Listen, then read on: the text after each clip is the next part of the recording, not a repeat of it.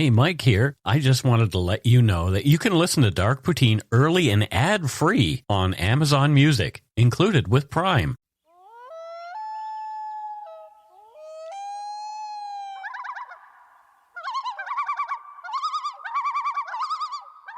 Welcome back to Dark Poutine. I am Mike Brown, creator and host. Across the table is co-host Matthew Stockton. Hello, Matthew. Hello, Mike. Hi, everybody. Someone recognized you and Steve again?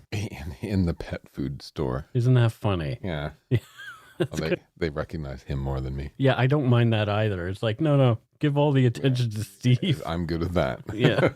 The views, information, and opinions expressed during the Dark Poutine podcast are solely those of the producer and do not necessarily represent those of Curious Cast, its affiliate, Global News, nor their parent company, Chorus Entertainment. Dark Poutine is not for the faint of heart or squeamish. Our content is often intense and some listeners may find it disturbing. We're not experts on the topics we present, nor are we journalists. We are ordinary Canadian schmucks chatting about crime and the dark side of history. Let's get to it. Put on your toque, grab yourself a double-double and a Nanaimo bar. It's time to scarf down some Dark Poutine. We heart emoji DP. Yes. Yeah, DP means Dark Poutine, not that other thing. The Dark Poutine. Right.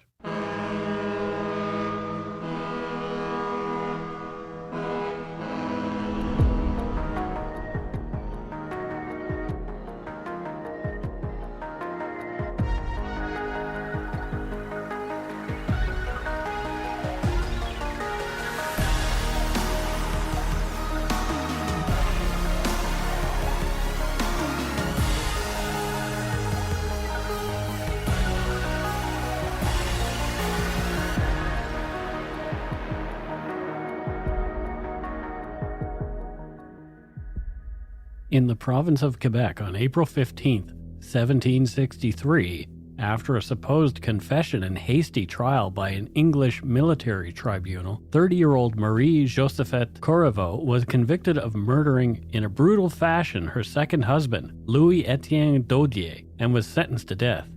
She was hanged just 3 days later.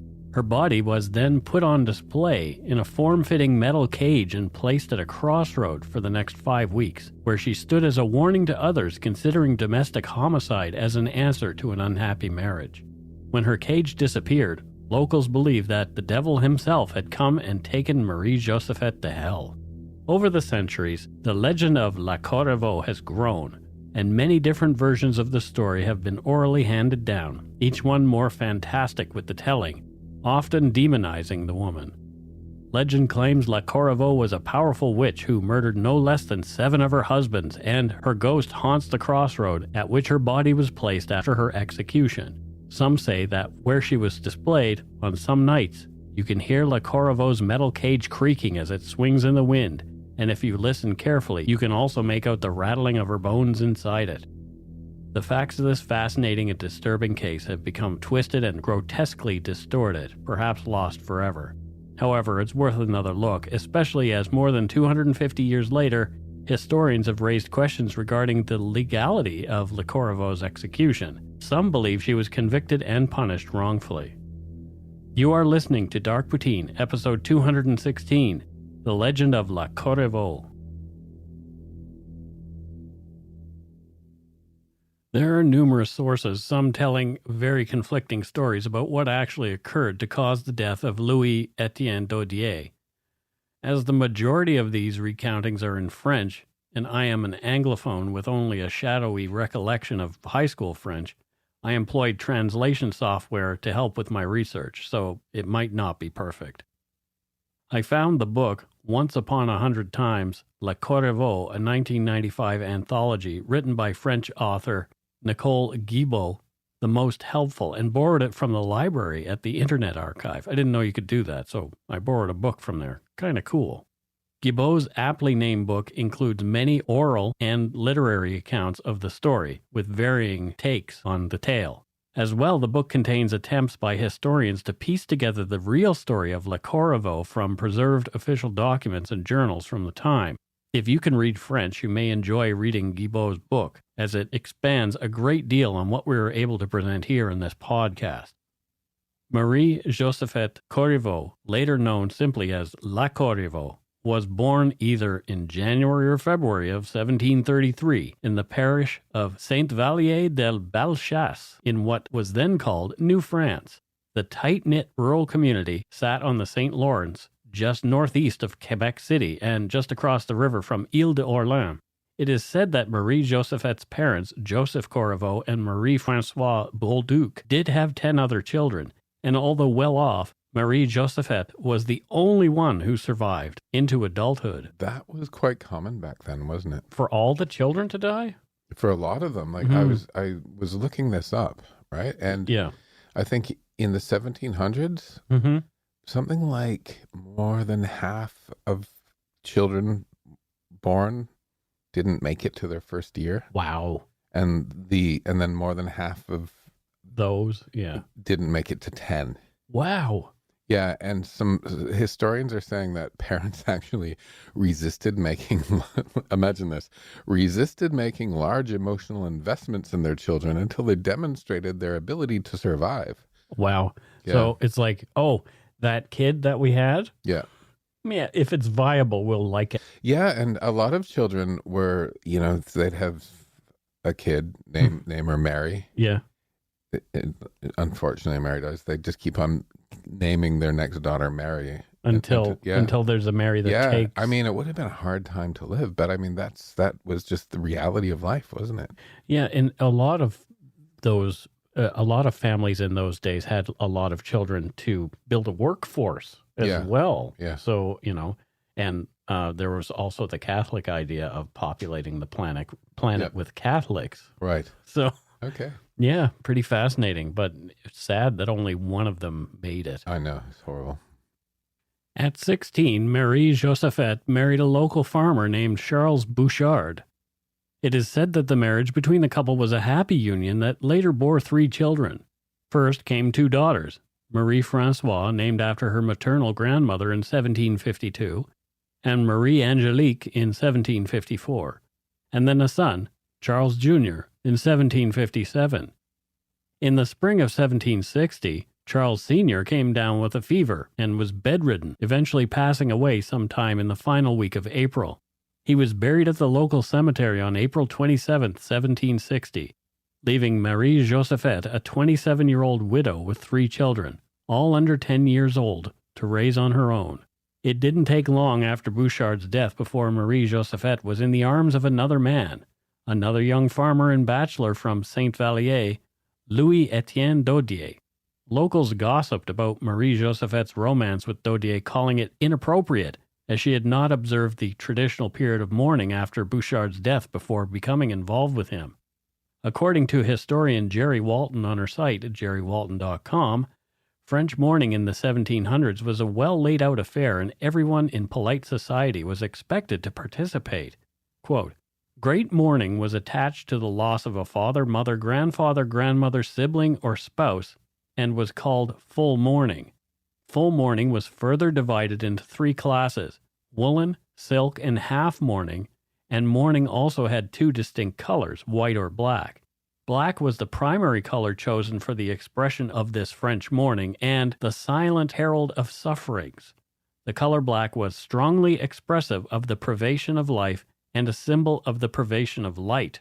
When a wife mourned her husband, it lasted a year and 6 weeks, 4.5 months in mourning clothes, the cloak, gown, and petticoat of French fluff, 4.5 weeks in crepe and woolen, 3 months in silk and gauze, and 6 weeks in half mourning." End quote. Although Marie-Josephte and Louis were married a full 15 months after Charles Bouchard's passing, well outside the expected period of mourning, many in Saint-Vallier resented the union of the couple.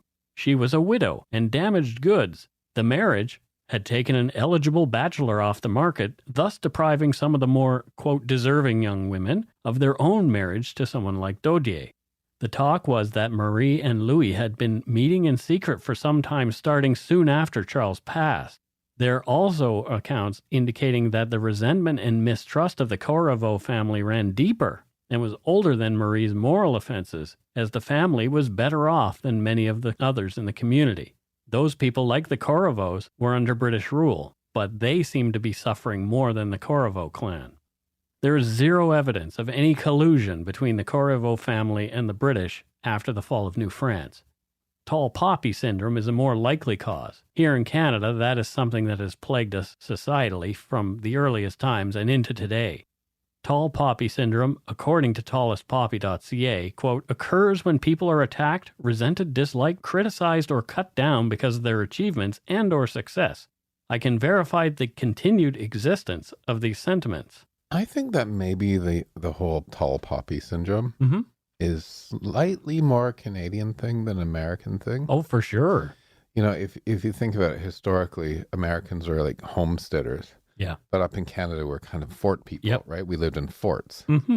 And, you know how we say A all the time? Yeah. Do you know what that is? No. It's a request for consensus, if you think about it. Oh, interesting. It's like, and we say sorry all the time. It's to keep the peace.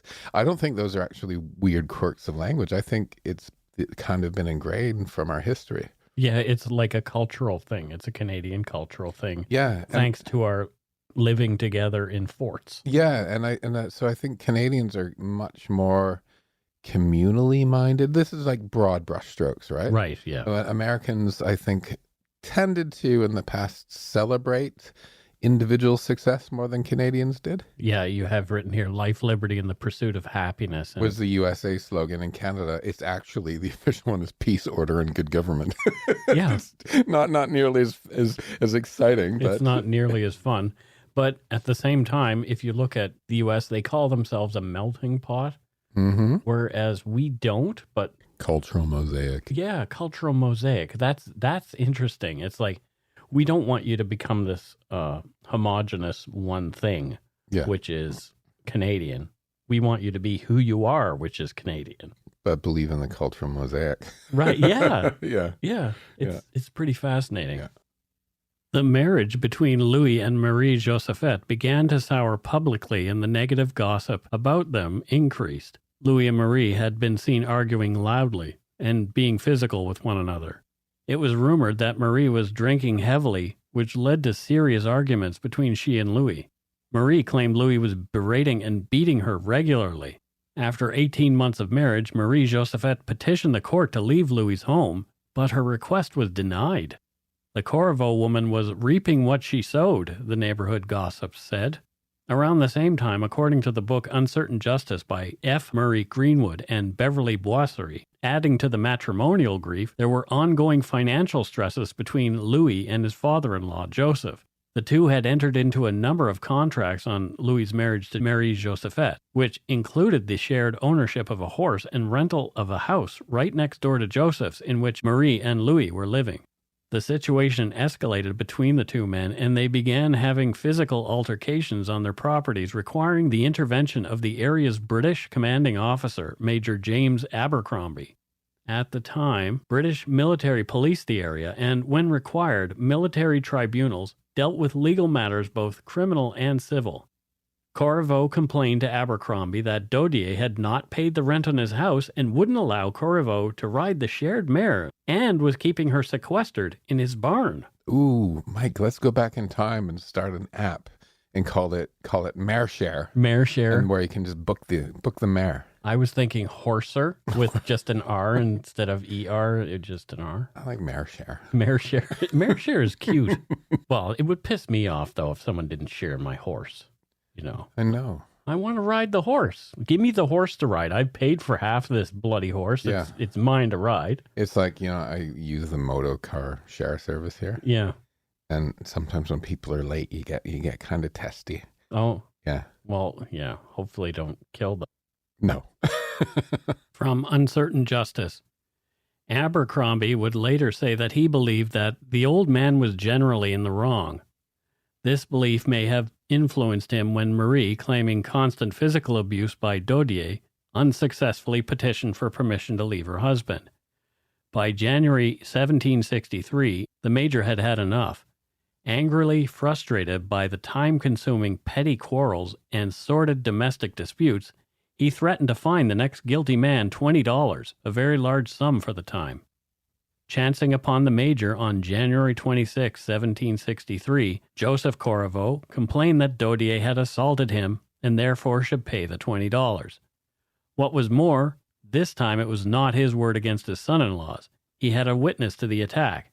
Not surprisingly, Abercrombie refused to do anything until he had a chance to question Dodier and Corriveau's witnesses. Outraged by the major's inaction, Corriveau repeated his charge, and when Abercrombie would not change his mind, he stomped off in disgust, ominously muttering that some misfortune will happen. End quote. The very next day, January 27, 1763, 28-year-old Louis-Étienne Dodier's body was found by a neighbor in his stables. Word of the death spread quickly, and curious neighbors gathered around the body to see what was left of poor Louis. As the country was under military rule, Jacques Corriveau, a relative of Joseph's and a captain of the local militia, attended. Upon seeing the state of Louis, he called for the local priest, Thomas Blondeau, to come as well and bless the dead man. Captain Corriveau assembled 10 witnesses who had seen Dodier's body, and a coroner's report was written by 10 o'clock that morning, only 3 hours after the discovery of the horrific scene. Many believe that Joseph Corriveau had made good on his threats of violence on Louis Dodier, including Major Abercrombie, but the official documents filed initially by Jacques Corriveau said differently.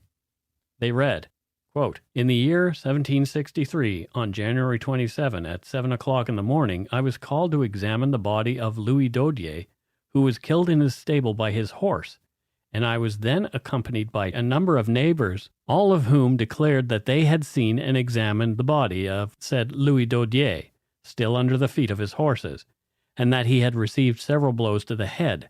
This is what the persons mentioned above declared on the day at the time indicated, as written above, some having signed." This report bore only 2 signatures, that of Jacques Corriveau, militia captain and relative of Joseph, who was acting as coroner, and that of Paul Georges, one of the witnesses. Major Abercrombie of the 78th British Regiment accepted the report and wrote, quote, "I am sorry for the accident, but seeing the testimony of so many persons, I conclude he was killed by one of his horses, so that there is nothing to be done but bury him." End quote. The coffin was constructed in haste, and according to the burial certificate in the registrars of St. Vallier, Louis Dodier was buried that same evening. Only days later, many pieces of Louis's estate had been catalogued, divided up, and auctioned to the highest and last bidder, with all proceeds going to Marie-Josephte Corriveau. People continued to talk, of course. Some were suspicious that Louis had been buried too quickly.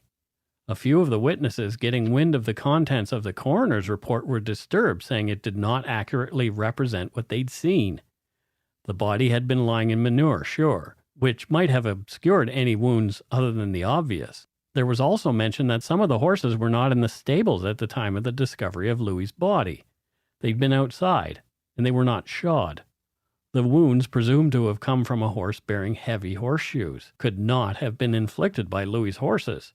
The wounds, said one of the witnesses, looked as though they were made by something sharp. Had Jacques Corriveau and Father Thomas Blondeau covered up a murder, or were they simply not up to the sometimes complex task of death investigation? Isabella Sylvain, niece to Joseph Corriveau and a servant in his home, at one point claimed that while she was up tending to toilet-related business in the middle of the night, she'd overheard Joseph get up and leave the house on the night of Louis's death. She also claimed in a contradictory statement later on that she'd heard a commotion in the stables next door as though the horses were being beaten, which would keep with the stomp by horses theory. Isabella's story changed again in a third interview. Marie's story was changing with every telling as well, about who was where and who was doing what when. Louis's family was certain that he'd been murdered, and Major Abercrombie grew suspicious. Fed up and wanting to get to the bottom of the whole affair, Major Abercrombie applied to Governor Murray to have poor Louis Dodier exhumed for a closer look at his body. Permission was granted, and only days after Louis had been buried, he was again unearthed, and a doctor from the 78th Regiment named George Fraser examined him. Fraser's findings, signed on February 14, 1763, are as follows. Upon examining the body of Louis Dodier, I found 2 wounds in his face, one near his upper lip which penetrated through the flesh and upper jaw, the one other, a little before the eye, which was about 4 inches deep. 2 other wounds on the left side of his head fractured his skull. His lower jaw was fractured without a wound. The wounds in his face and head were about 3 inches from each other. I am of the opinion that these wounds were the cause of the man's death. Signed, George Fraser. Dr. Fraser further stated that the wounds came from 2 different blows and could not have been caused by the kicking of a horse, even one that had been shod. It appeared to have been a homicide.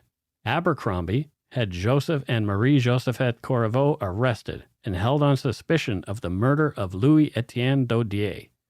It was suspected that Joseph, at his daughter's urging, and with plenty of his own reasons, had murdered Louis in cold blood.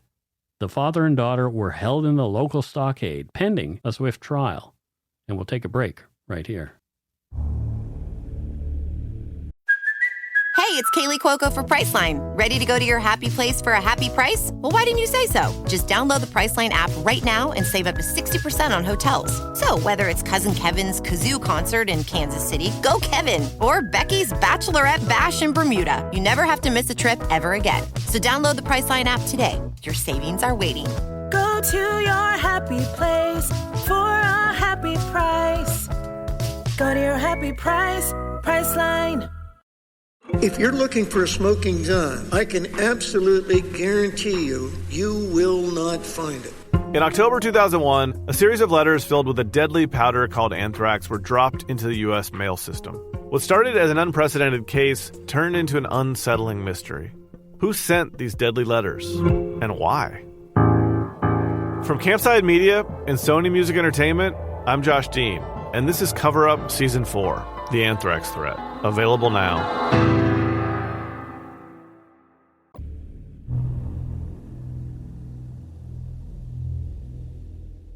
And we are back. Matthew, thoughts on this episode so far?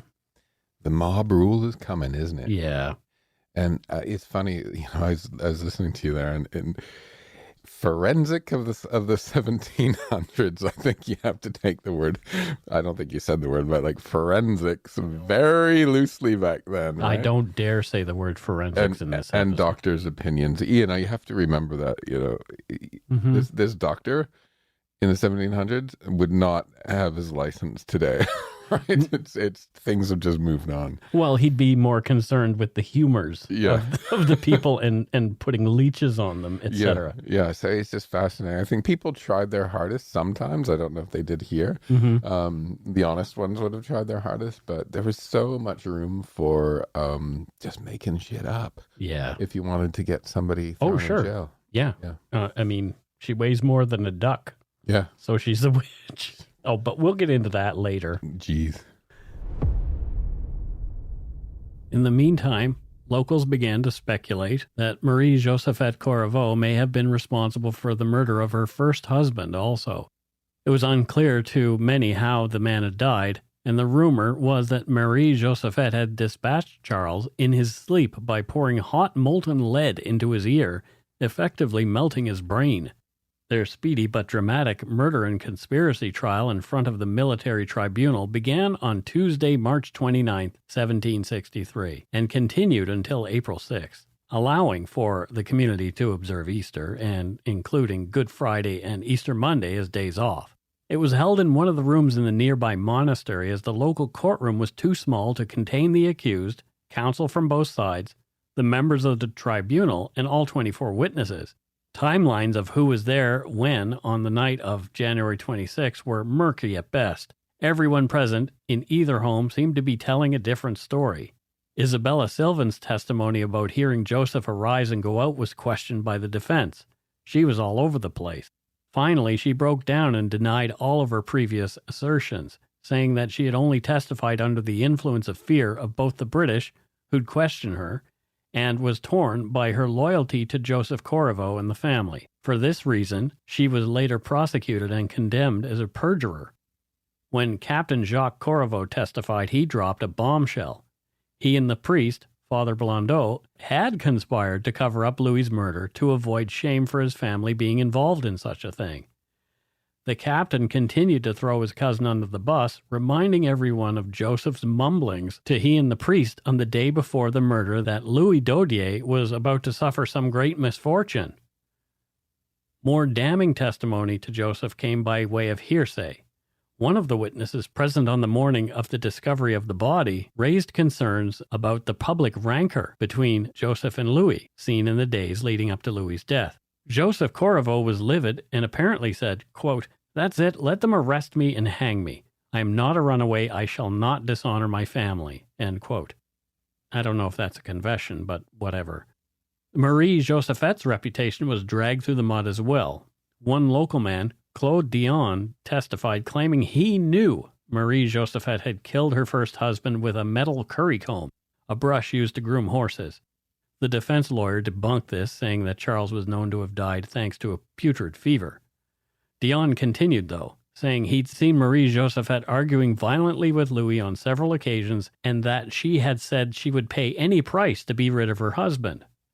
The tribunal was also told that, worst of all, Marie was a chronic alcoholic. According to the book Uncertain Justice, Marie, quote, was much addicted to drunkenness and to, quote, such a degree Dion had seen her spew in her children's caps and she sold everything to procure liquor, end quote. Joseph did not testify in his own defense, but hoping to introduce reasonable doubt as to Joseph's guilt, his lawyers named others who had grudges against Louis Dodier. After closing arguments on April 6, 1763, the tribunal was ready to rule. The president of the court, Roger Morris, lieutenant colonel of the 47th Regiment, pronounced that all parties charged were guilty. He wrote, "I hereby ratify and confirm the foregoing sentences, that Joseph Corriveau has been found guilty of the murder of his son-in-law Dodier, shall be hanged. Marie-Josephte Corriveau, alias Dodier, has been found guilty of knowing of said murder, shall receive 60 lashes at 3 different places, under the gallows, upon the marketplace of Quebec, and at St. Vallier, 20 at each place, and she shall be branded on the left hand with the letter M. Isabelle Sylvain has been found guilty of perjury, shall receive 30 lashes, 10 in the same manner, and at the same time and places as widow Dodier, and she shall be branded on the left hand with the letter P." So this whole idea of branding to me is really disturbing, Matthew. Yeah. You know, a letter P for perjurer, a letter M for what? Assistant to murder, I guess. But we all know about, you mentioned earlier when we weren't. The Scarlet Letter. The Scarlet Letter by Nathaniel Hawthorne. Now, I haven't read the book, but, you know, that was a branding, just she had to wear that on her outfit. But yeah, something. Yeah. Yeah, but maybe that what really happened was the actual branding. I mean, there were weird things like B for blasphemy and T on the hand for thief, SL on the cheek for seditious libel, R for rogue or vagabond, F for forgery, and interestingly, something that I would have been branded with, the letter D For on dick? my chest for drunkenness. Okay. D for drunkenness. So if you were a drunk, Wow. you were branded. Did they have one for the gays? I don't see one for the gays. I think They just killed us. I think gays were just murdered. Yes, outright. Woo! The good old days. The Jesus. I'm totally being sarcastic. Yeah. Let's not make anything great again. No. Yeah. The sentences ratified by Governor Murray were to be carried out 7 days later as the gallows had to be built. On the night before his hanging, Joseph summoned his confessor. He did not want to admit to the crime. He had another story to tell. He was ready to reveal what he claimed had actually occurred on the night of Louis's death.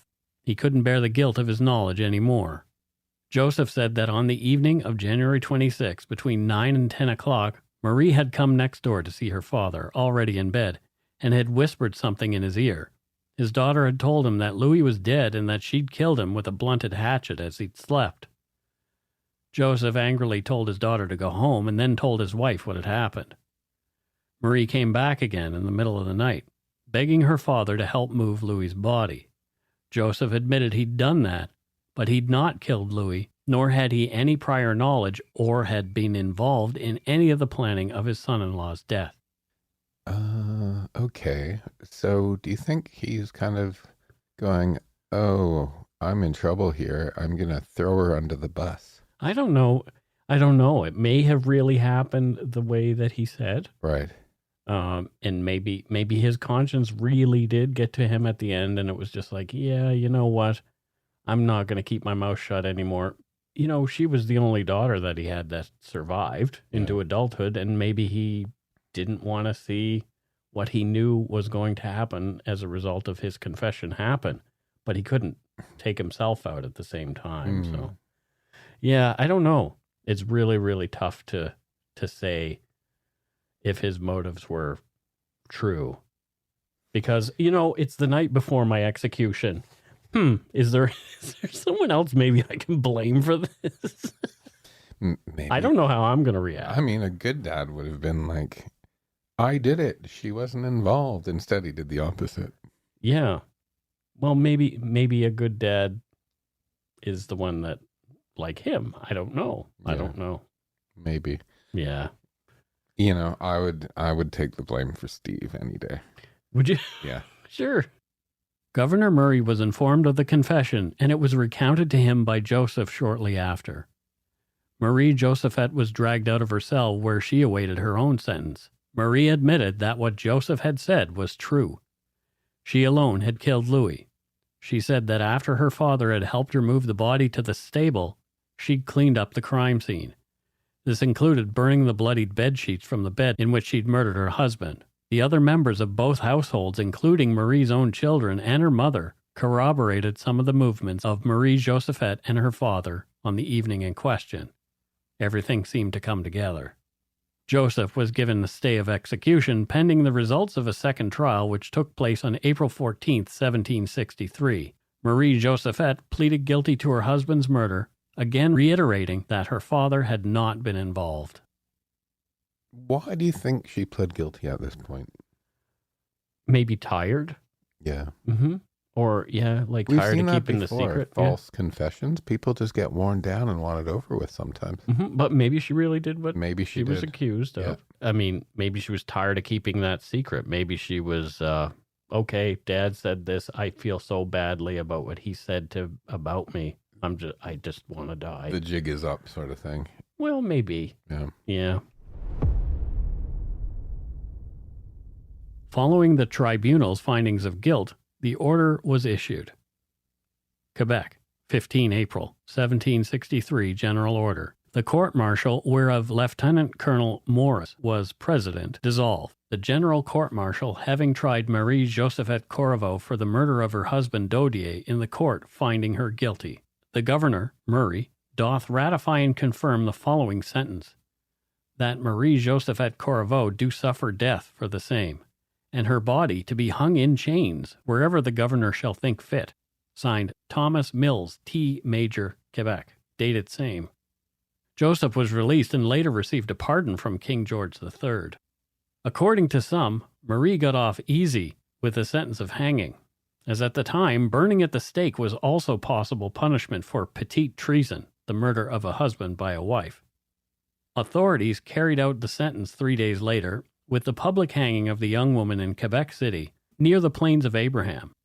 As the execution orders directed, Marie-Josephte's body was gibbeted at Point Levy, at the crossroads of Lauzon and Bienville, around 30 kilometers from Saint-Vallier de Bellechasse. According to Samantha Priestley's book, The History of Gibbeting, Britain's Most Brutal Punishment, quote, gibbeting was a horrific form of torture when performed on live criminals, and a gruesome spectacle when performed following execution, as it was in this case.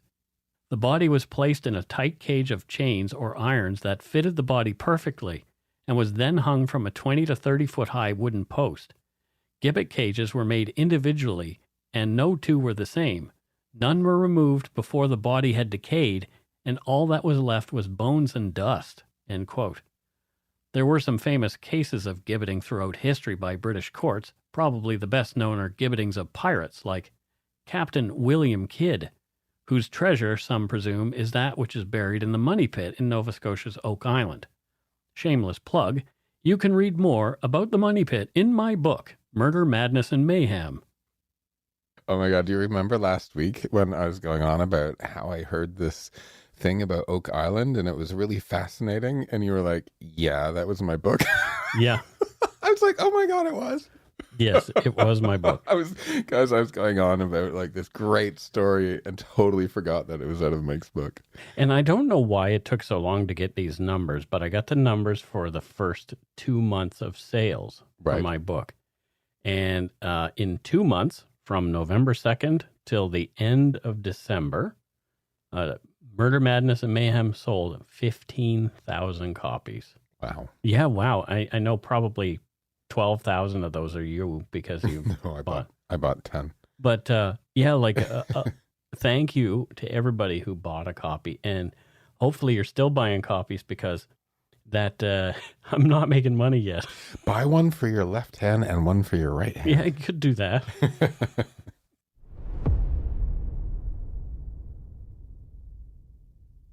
Marie-Josephte's body was hung at the busy crossroad in its iron cage as a warning to other would-be murderers for 5 weeks after her execution.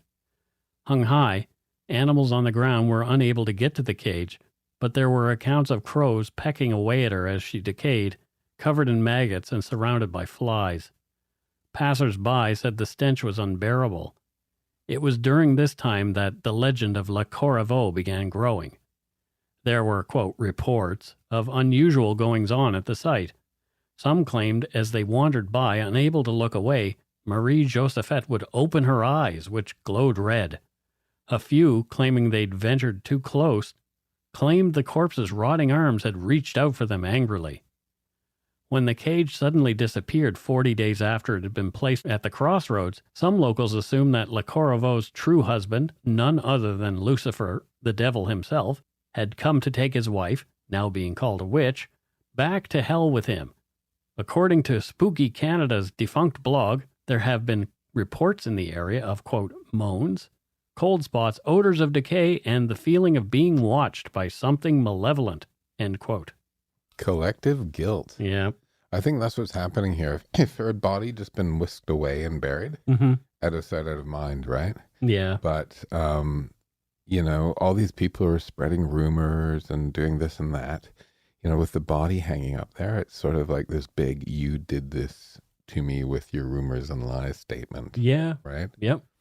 Yeah. It's like people start to wonder, oh my gosh, did we do right by this lady? Kind of thing. You know, maybe we resented her because she came from a more wealthy family than us or whatever. But did she deserve what she got? Probably not. Yeah. And, you know, as far as today's justice goes, absolutely not. Did she deserve what she got? No. So, yeah. What is presumed to be the cage of La Corriveau, with what is assumed to be her bones still inside, was found in 1851 in the ground in the cemetery of St. Joseph de Lévis. During a planned expansion of that graveyard, the cage was uncovered. Soon after, the cage was stolen from the church cellar and apparently acquired by the American impresario P.T. Barnum and put on display as a macabre object. In 2006, the metal cage used for Marie-Josephte's gibbeting was found by chance and authenticated after being lost for nearly 160 years.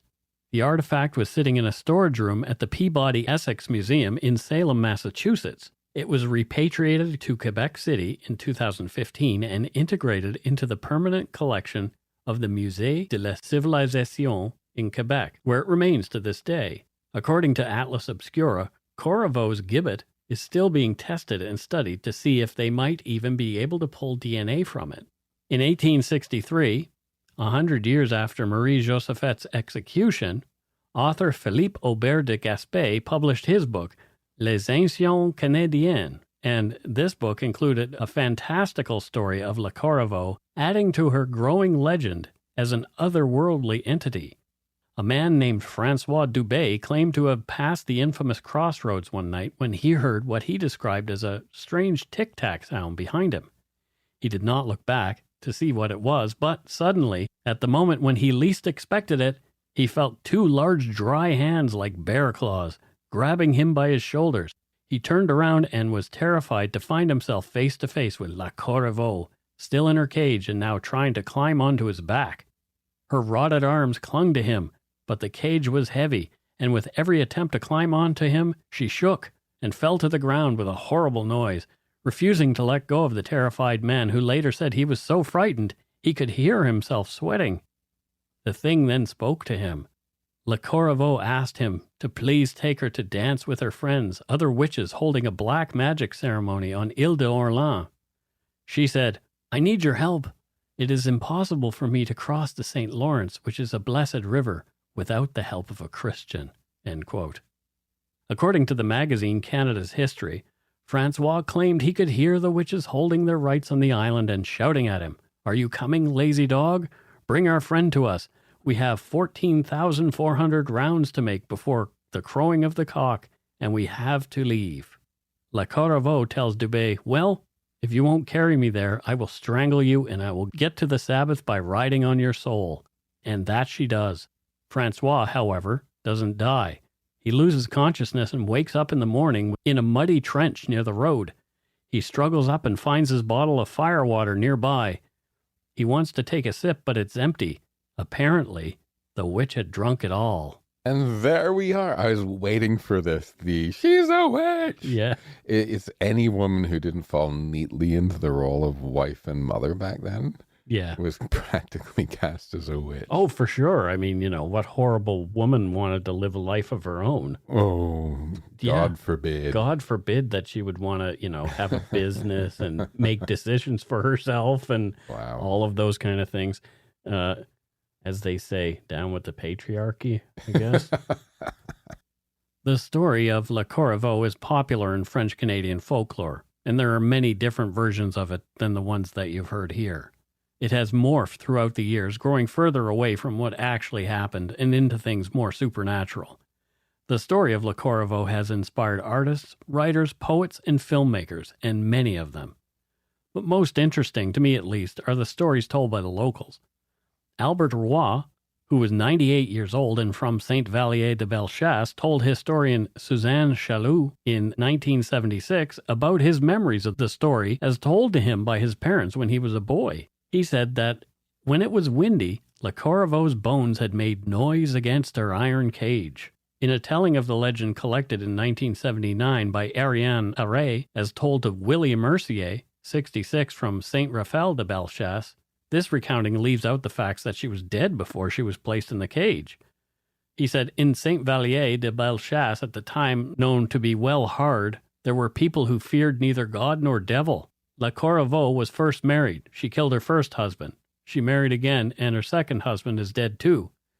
So they took her and she went to court where La Corriveau admitted she'd killed her husbands. So they put her in a wire basket and hung her on a post.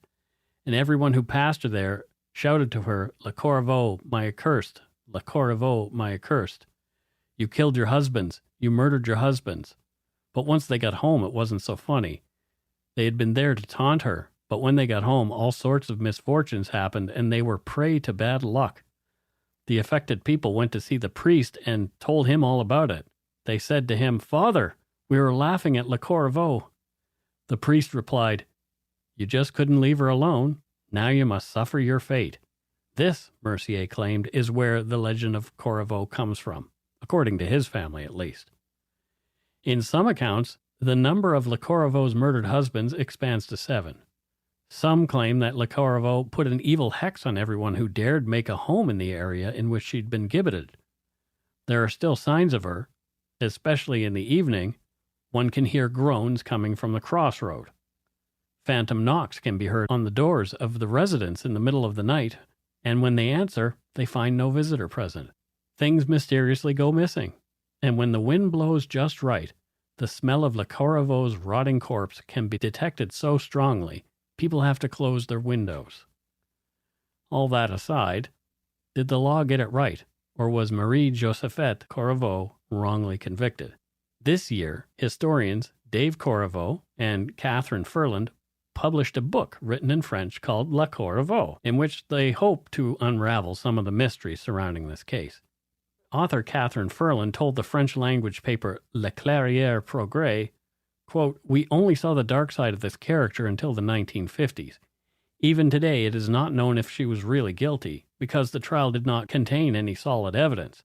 She would never have been convicted in the current justice system." End quote. Or would she? Well, I don't know. OJ got away with what he did. We've seen some dodgy Dodgy outcomes. convictions. Yeah. Yeah. Well, here in Canada, we did the episode on Donald Marshall, who was the Indigenous man in Nova Scotia who was convicted of the murder of Sandy Seal, who was his friend. And it turned out, 11 years later, they found out it was this old white dude who did it. So Indigenous guy kills black guy was the story, but it was actually white guy did the deed and ran away. Yeah. And Indigenous guy get blamed. Yeah. So, perhaps she would have been convicted today. Perhaps. Despite his last name, Dave Corriveau says that he has no direct relationship with Marie-Josephte Corriveau. On the other hand, Jacques Corriveau, the militia captain, was my ancestor, confirms the historian from Ste. Marie. Well, I guess they were cousins, so that, I don't know. I don't know how this all works. And comments Matthew on this episode. I think there's a bit of a lesson here. Yeah, I think there's a few. There's a few. I mean, so I'm fascinated with this idea of the mob rule back then all the time, right? And people, hey, I think this happened. And I often see posts on social media, right? Yeah. And with current cases where essentially a digital mob, right, starts piling in with their opinions before any of the facts are really established, or people who, I just know, right? I just know he did it, or I just know that this is why, or I just know that.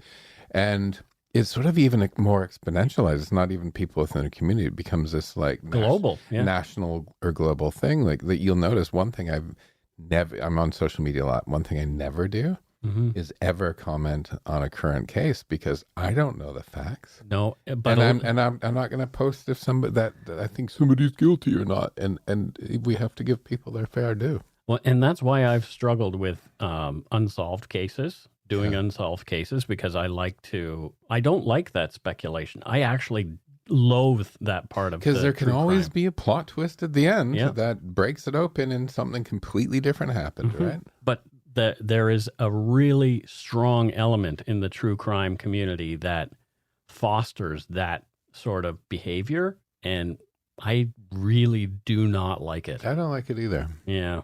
So if I'm hoping that this show never does that this show never makes somebody speculate in a way that is like unfair to somebody else. Yeah. Because I try to... Only the oldie-timey ones where people are 300 years dead and we can it doesn't matter anymore. Like this one, right. Yeah. Well, La Corriveau might come back to haunt us. You might be walking to your car and feel her desiccated hands grab you from her cage. What a creepy scene. Like, what a creepy thing, creepy scenario that would be. A skeleton in a cage behind you. Yeah, behind you, just grabbing you and saying, "Take me to the witches." Oh, yoy.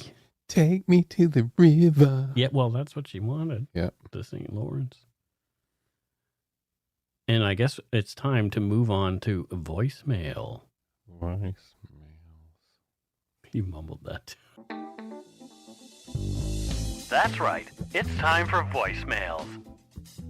You can leave us a message at 1-877-327-5786 or 1-877-DARK-PTN. We'd love to hear from you. Let's see who called us this week.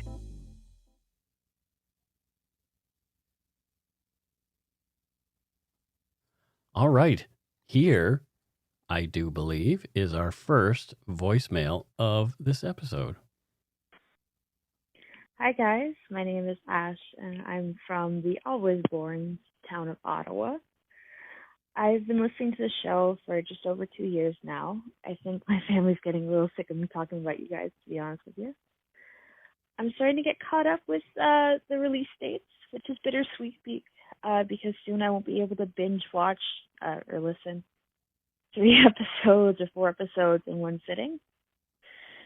I know others have brought this up in the past, but episode 10 regarding Mike's Monster was probably one of the most important episodes I've listened to.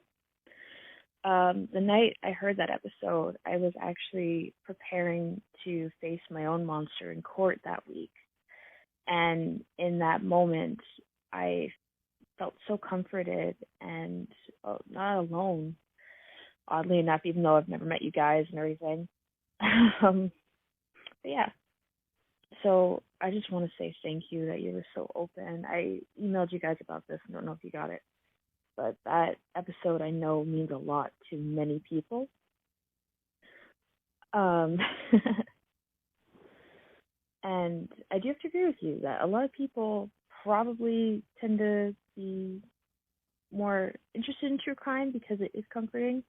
I myself am a survivor of a few events and situations, so hearing other people's stories kind of is related to me. It's interesting. Either way, before I start ranting, I just wanted to say that I love the show so much. You guys make my days and nights. Matthew is an awesome addition to the show and one hell of a writer. Mike, I love your book so much, and I can't wait to see what else you create.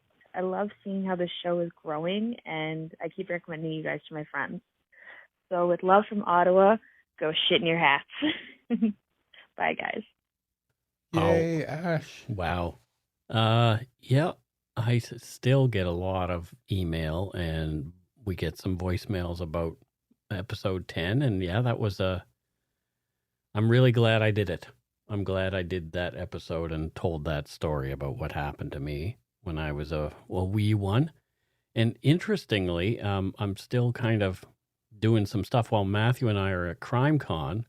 On the Friday morning, I will be attending a virtual conference with the Edmonton Police to talk to them about being, to tell them my story about what happened to me on that night, and the aftermath, because it's important for police to hear how badly something can go with just some really silly or maybe nonchalant decisions made about an individual and what happened to them. So yeah, it's pretty, I'm grateful that I get an opportunity to do something good with that story. Thanks for calling, Ash, and a big hello to your whole fam jam from Mike and I. Yeah, they're sick of hearing about us. You should just play the show really loudly.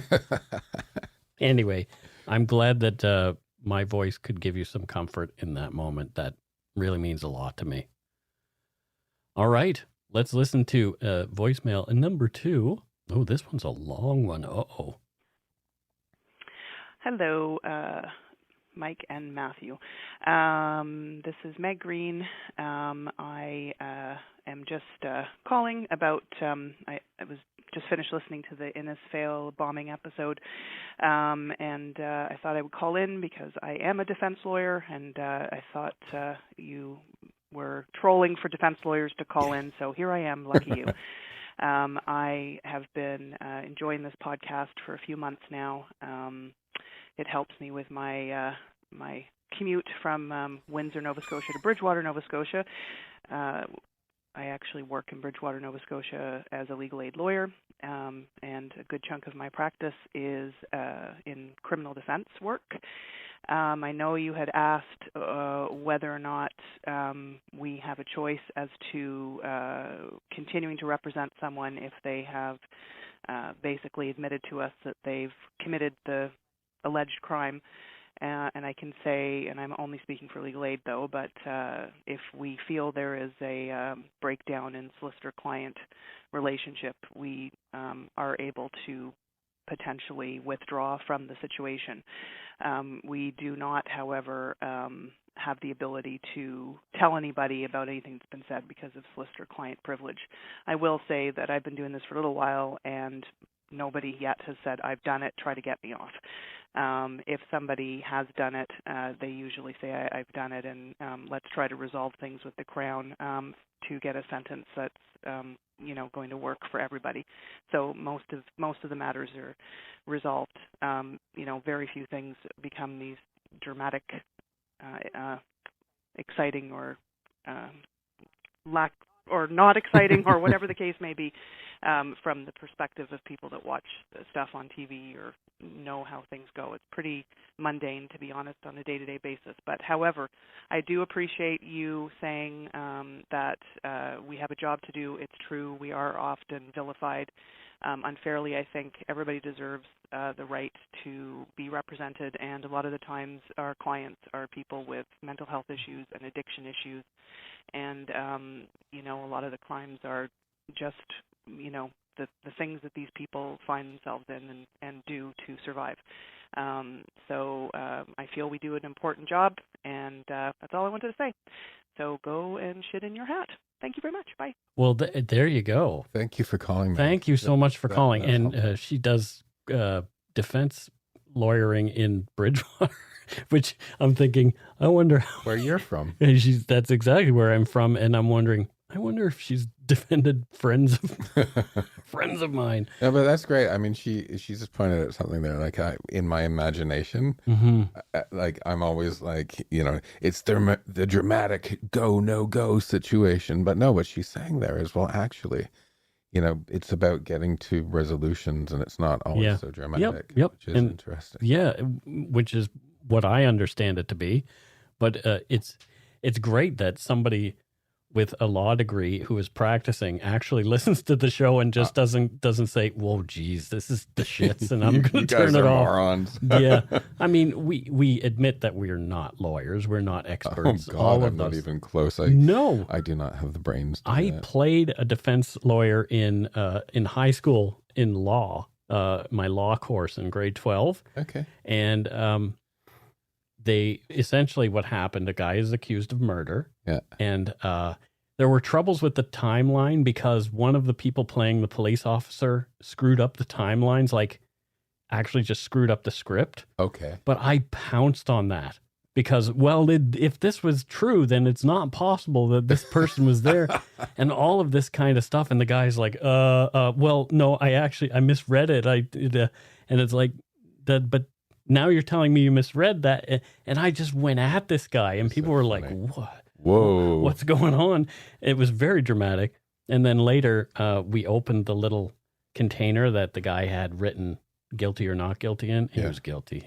And he didn't get off. He went to jail. So you played a lawyer. I played a lawyer. Okay. Yes. But yeah, that's as close to lawyering as I've ever gotten. I slept with a lawyer once. Oh, boy. It always has to devolve into that. I'm sorry, everyone. It's okay. It's okay. You got to do your thing. It's me. Whatever floats your, boat. Your rainbow-colored boat. Exactly. Okay, let's listen to another one. Hey guys, my name is Hannah. I'm calling from Peterborough, Ontario. I've been listening to you guys for a while now. I think I started in about 2018. Always been really interested in true crime, and then just in the past year, it's become even better because I started working as a social worker at a jail here. So it's been really interesting to, see your side of crime and then, the side that I see. And it's really interesting because, even some of the people who maybe have done pretty horrific things, you get talking to them and you realize sometimes they're just people, and sometimes they don't fully understand what it is they're doing. So, it can be sad in that way as well. But I just wanted to call. I've been thinking about calling for a while. So, yeah, thanks for everything you do, and I will be listening to you soon. Bye. Wow, thank you so much. Thank you. Peterborough, Ontario. Lots of Ontarians calling, Matthew. They must feel now that one of their own is on the show that they must chime in. Exactly. Yeah. Not to mention the fact that it's the most populated province in the country. But yeah. Yeah. Yeah. Well, it's that sort of like, why does so everyone over here in BC, right? Whenever a lottery winner wins in Ontario, everyone goes online and is like, everyone always wins in Ontario. I don't do that. It's rigged. It's like, it's because it's like 12 times the size of BC and there's just more people. Yeah. Anyway, but yeah. Let's listen to another voicemail. Hi there, guys. This is Alexandra from London, Ontario. I delayed calling just because I thought you guys might get inundated with calls from lawyers regarding a question the other week about lawyers' responsibility when they know that their client, a defendant, is guilty. So I didn't want to respond right away just in case you guys had lots of feedback. Anyhow, lawyers are governed by the various law societies in their provinces, and there are rules because while we are officers of the court, we are also advocates on behalf of our clients. So it's a really tricky position when we know that our client is guilty. It ties our hands in terms of what we can do in terms of our defense. We can't bring false evidence in front of a court because that interferes with our role as an officer of the court. So it limits what we can do, but we can still test the evidence presented by the Crown. We can test the jurisdiction. We can do all sorts of things that don't make it so that we're being false to the court. So, in any event, that's kind of a summary of what lawyers can do and whether they choose to leave a client or not. It's very individual, on an individual basis, but the problem is that, defense lawyers are needed to have our system of justice function, so we kind of don't want defense lawyers to leave their clients behind. So, otherwise our system of justice would really grind to a halt. So it's a necessary part of our system continuing to function, and some people don't understand it, but if you're called to this, you really do understand that everyone does need an advocate, whether good, bad, or indifferent. So in any event, just wanted to give that. Sorry for the length of the message, and bye. Well, there you go. Another defense attorney calling it, and a sort of a different take there in Ontario, but the same. Yeah. So they really have each other's backs, I think. That's great. Yeah, it was really great. I love this information. We should ask questions more. I was just thinking that we should just ask occasionally, because these are really smart people who know what they're talking about that can help. Again, I am so surprised that people with law degrees and practicing are actually listening to the show. Maybe they do listen and make fun of us and just say, "Oh, what dum-dums these guys are." I don't know. I think they both sounded like fans. They did. Yeah, they did. But I'm sure there are others out there who listen to us as, ironically, maybe. It's like listening to Rick Astley. You listen ironically. And was that Alexandra?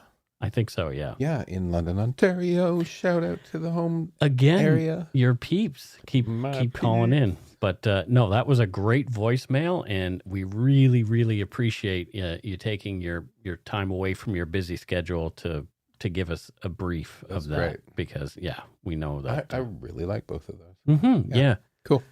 But, so, doctor, if there's any doctors out there, why does it hurt when I do this with my arm? Oh, dear.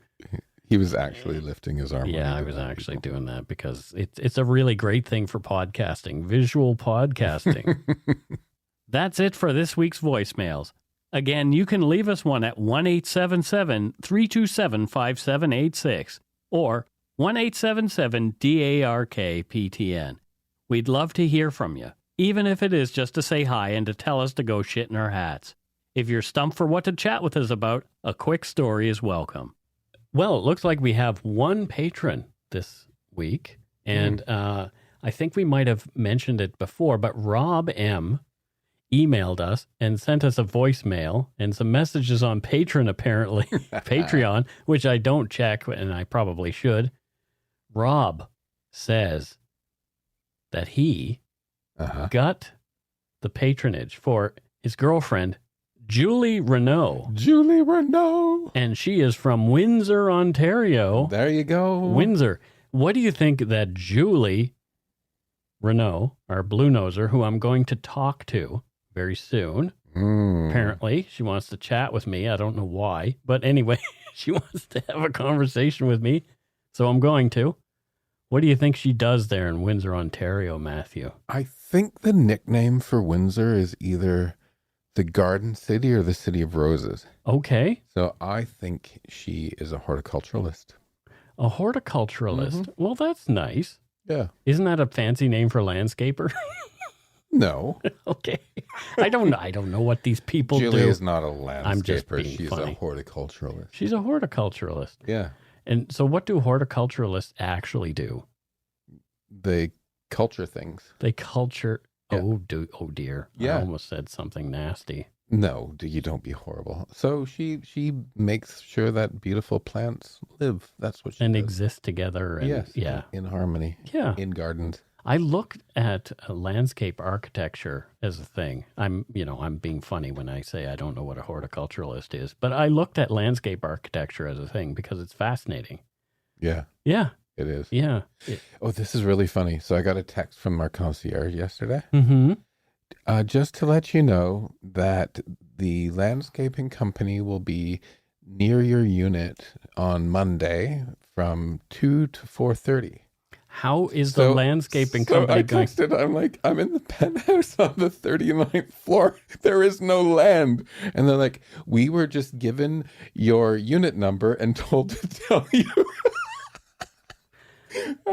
I think in landscaping, cloudscaping maybe, right? Cloudscaping.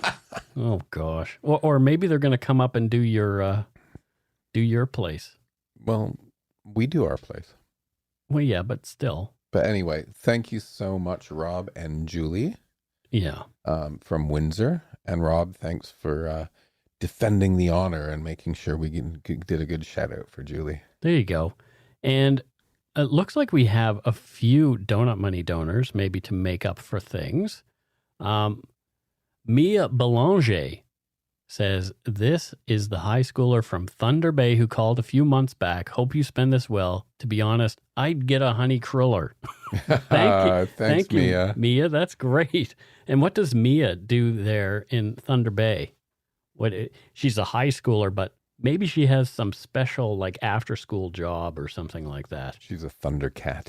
A Thundercat. Yeah, she transforms that night. Yeah. And she saves people. And we were a bit old for that cartoon. Thundercats. Or did you watch it? Yeah, I watch cartoons all the time. Do you? Yeah. I used to get high and watch cartoons, but not anymore. Not anymore. Next up, we have Lori Habkirk. Hello, Lori. Lori Habkirk. Coffee, donuts, poutine, cruffins, maple sugar, candy, etc. What's a cruffin? I think that's a croissant muffin, maybe? A croissant muffin. Wow. Cruffin? Yeah, that sounds really yummy, actually. Now I want a cruffin. We had Big Macs and cheeseburgers for lunch, but... And I totally overdid it. I was late, everyone, because I was looking at the clock on the rental car, and it was late. So I'm like, doity-doy. And Mike texts me, are you all right? I seriously thought you were in a ditch. I was like, Matthew is never, ever late. It's not like I was concerned that we weren't going to get the show So done. I got us each a Big Mac with 2 cheeseburger chasers. Oh my God, I ate too much. But what does Lori Habkirk do? And where does she live? That's interesting. Lori is from, and this is a real name of a place. Okay. Titty Hill, England. Okay. I'm trying to remain not... It's in Sussex. Giggly. It's in Sussex. Oh. And are there 2 hills? And you can actually, if it's a great place to base yourself, and you can take nearby day trips to Wetwang and Shitterton. This is all 100% true. Titty Hill. Wetwang and Shitterton. So she's from Titty Hill. And what does she do in Titty Hill? She a lingerie salesman? No, I think she has a dairy farm.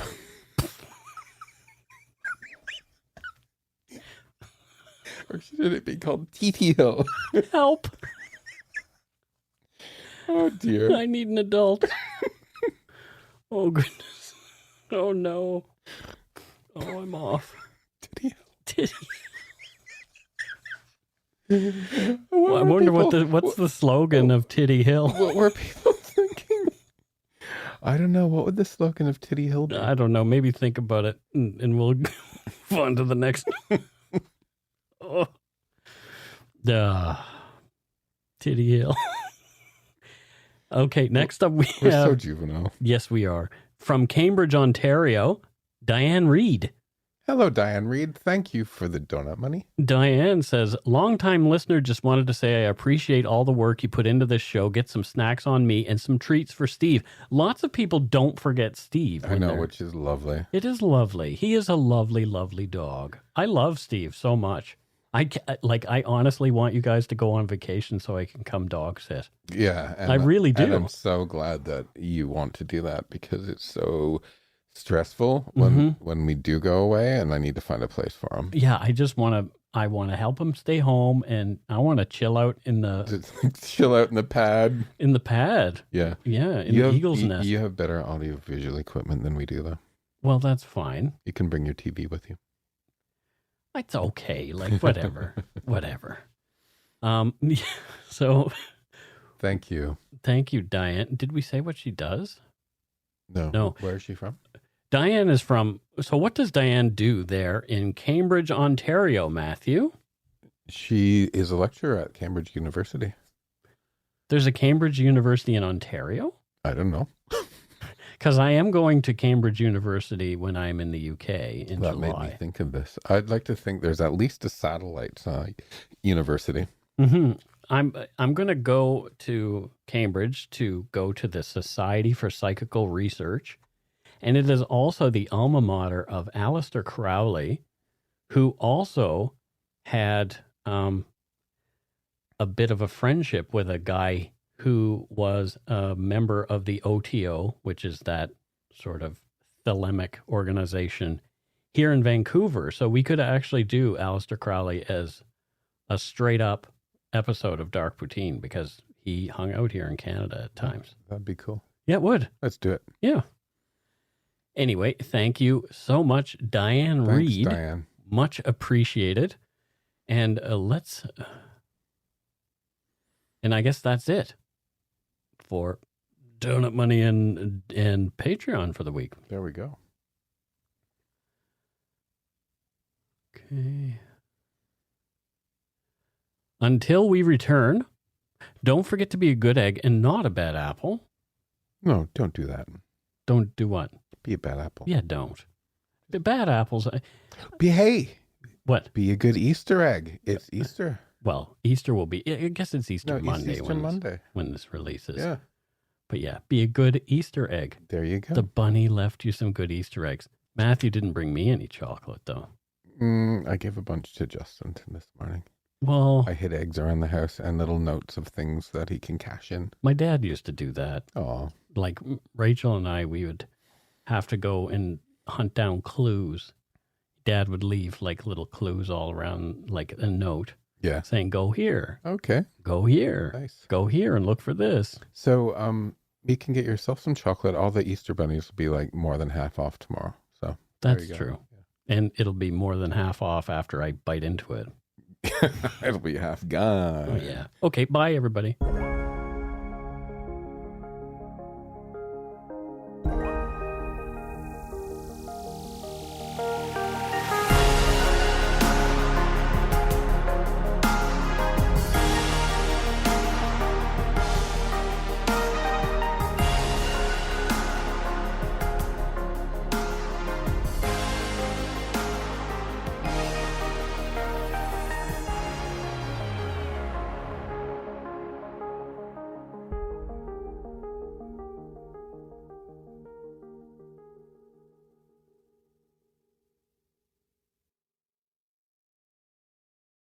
I said to my parents, don't trust her. They wouldn't listen. Every family has a secret. Joy Delaney, mother of 4, has gone missing. From the author of Big Little Lies comes a chilling new mystery to W.